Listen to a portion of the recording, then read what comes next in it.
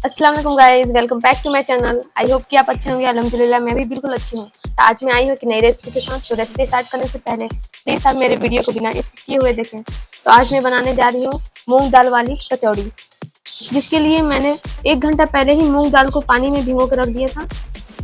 दाल मेरा अच्छे से फूल चुका है। तो कचौड़ी के लिए पहले हम मैदे को गूंद लेते हैं। मैदे की जगह आप आटे का भी यूज कर सकते हैं। तो पहले मैदे में हम मंगरेला डालेंगे, अजवाइन को आप हाथों की मदद से ऐसे क्रश करके डालेंगे, तभी हमारा कचौड़ी में फ्लेवर आएगा। फिर हम इसमें रिफाइंड तेल डालेंगे। रिफाइंड तेल की जगह पे आप देसी घी भी ले सकते हैं। मेरे पास इस वक्त अवेलेबल नहीं था, इसलिए मैंने रिफाइंड तेल लिया। फिर लास्ट में आप थोड़ा सा नमक लेंगे। इन सभी चीजों को डालने के बाद हम इसे बिना वाटर का ही मिक्स कर लेंगे। ये देखिए, मैंने मैदे को अच्छे से मिक्स कर लिया। मैदा हमारा अच्छे से मिक्स हो चुका है। ये देखिए, ये मुट्ठी में बन जा रहा है, यानी ये परफेक्ट है। अब हम मैदे में वाटर ऐड करके इसे गूंद लेंगे। इसका एक सॉफ्ट डो बनाना है। डो को हम ज्यादा सख्त नहीं रखेंगे, इसे सॉफ्ट ही रखेंगे, तभी हमारा कचौड़ी फूलेगा।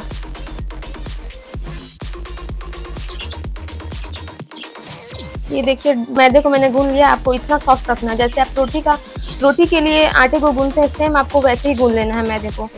फिर हम इसे ढककर आधे घंटे के लिए रेस्ट पे रख देंगे। जब तक हमारा मैदा रेस्ट पे है, तब तक हम कचौड़ी का फिलिंग रेडी कर लेते हैं। तो पहले हम मूंग दाल को अच्छे से वॉश कर लेंगे। फिर हम इसे मिक्सी जार में डालकर दरदरा पीस लेंगे। बारीक नहीं पीसेंगे, दरदरा ही पीसेंगे। पानी का यूज बिल्कुल भी नहीं करेंगे। ये देखिए, दाल हमारा दरदरा पीस चुका है। आपको दाल को इतना ही दरदरा पीसना है। तो यहाँ कढ़ाई में हम रिफाइंड तेल लेंगे। इसमें हम थोड़ा सा हींग डालेंगे,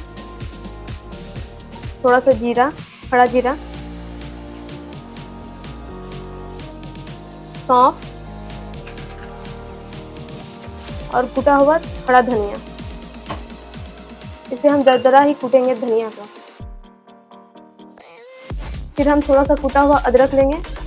अदरक हम कुटा हुआ ही लेंगे, पिसा हुआ नहीं लेंगे। अदरक को मैंने 2 से 3 सेकंड के लिए फ्राई कर लिया। अब हम इसमें बेसन ऐड करेंगे। 3 चम्मच हम बेसन लेंगे। बेसन को हम भून लेंगे 3 से 4 मिनट तक। तेल हम उतना ही लेंगे जितना बेसन हमारा उसमें मेल्ट हो जाए। बेसन को हम अच्छे से भून लेंगे ताकि बेसन का कच्चापन निकल जाए। बेसन हमारा भून चुका है। मसाले में अब हम धनिया पाउडर डालेंगे, लाल मिर्च पाउडर, टेस्ट के अकॉर्डिंग नमक। इन सभी मसालों को हम भून लेंगे। लास्ट में हम कूटी हुई काली मिर्च ऐड करेंगे। इसे भी हम अच्छे से मिक्स कर लेंगे। सभी मसाले हमारे अच्छे से भून चुके हैं। अब हम इसमें मूंग दाल डालेंगे। जो हमने मूंग दाल को दरदरा पीस के रखा हुआ था, वही ऐड करेंगे। इसे मिक्स कर लेंगे।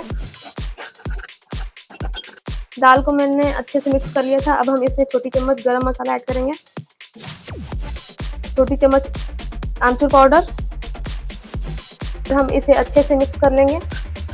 फिर इसमें हम 1 चम्मच कसूरी मेथी ऐड करेंगे। इसे मिक्स करने के बाद लो फ्लेम पे भूनते रहेंगे। तब तक इसे भूनेंगे जब तक ये ड्राई नहीं हो जाता है। ये देखिए, दाल हमारा ड्राई हो चुका है। अब हम इस स्टेज पे गैस को ऑफ कर देंगे। फिर इसे हम ठंडा होने के लिए रख देंगे। जब ये ठंडा हो जाएगा, फिर हम इसे मैदे में फिल करेंगे। जब तक हमारा स्टफिंग ठंडा हो रहा है, तब तक हम मैदे को मल लेते हैं।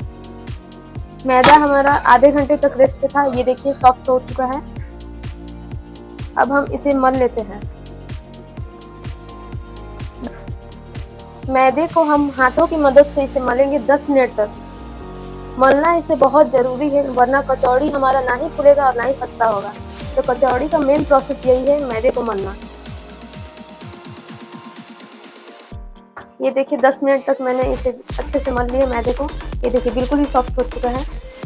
अब हम मैदे में स्टफिंग फिल करते हैं। अब हम इसकी छोटी छोटी लोई लेंगे। लोई के साइड साइड में हम इसे प्रेस करेंगे, सेंटर में मोटा ही रखेंगे, साइड साइड में पतला कर लेंगे। क्योंकि स्टफिंग को हम ऐसे छोटे छोटे बॉल बना लेंगे। ये देखिए बहुत इजीली बन जाता है। अब हम दाल की स्टफिंग को बीच में रखेंगे, मैदे के बीच में, फिर इसे हम बंद कर देंगे। इसे हम अच्छे से दबा दबा के प्रेस करके बंद कर देंगे, नहीं तो हमारा कचौड़ी तेल में जाते के साथ ही फट जाएगा और फूलेगा भी नहीं। ऐसी ही सारी कचौड़ी हम बना के रेडी कर लेते हैं। अगर आपका कचौड़ी फट जा रहा है तो आप ऐसे साइड साइड में थोड़ा थोड़ा पानी अप्लाई करिएगा, फिर इसे आप बंद कर दीजिएगा, तो कचौड़ी हमारा कभी फटेगा ही नहीं।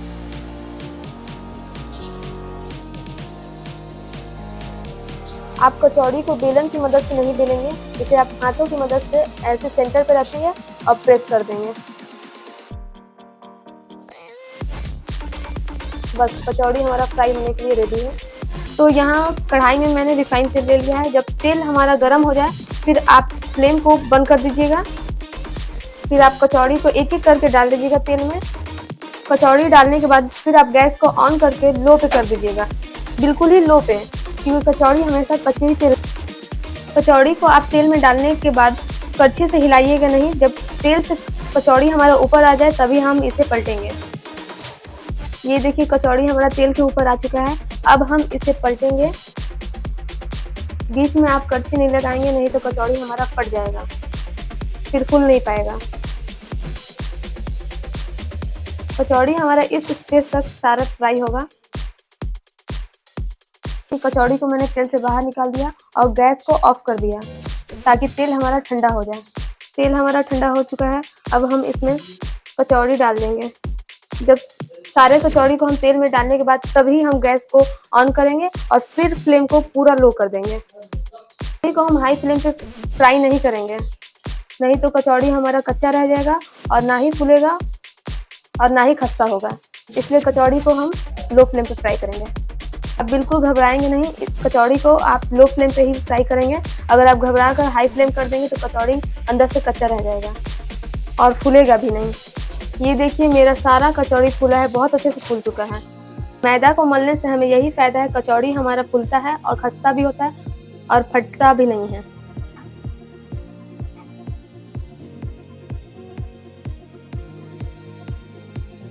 ये देखिए मैंने सारे कचौड़ी को फ्राई कर ली हूँ।